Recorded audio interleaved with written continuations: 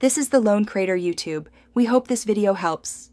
Measure the cone's height h and base radius r now. Use a ruler or caliper and record units, millimeters or centimeters, to avoid conversion errors. Once done, confirm the radius is perpendicular to the base. If you have diameter, divide by 2.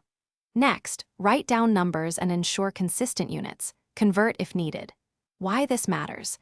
Volume scales with the cube of linear measures, so a unit mistake destroys accuracy. Now plug values into the formula V equals 1/3 pi r2h. Square the radius. Compute r2 precisely using the same units. Then multiply r2 by pi. This gives the base area component.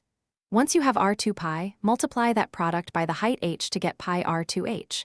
Next, divide the result by 3 to complete V equals 1/3 pi r2h. For example, r equals 4 cm and h equals 9 cm gives V equals 1/3 pi 16/9. Make sure units match. Convert if needed, and display final units as cubic centimeters or report the volume with units and proper rounding. Write V and the unit, for example V equals 150. 8 cm3. Verify your result by estimating. Compute cylinder volume pi r2h and divide by 3 mentally to see if numbers align roughly.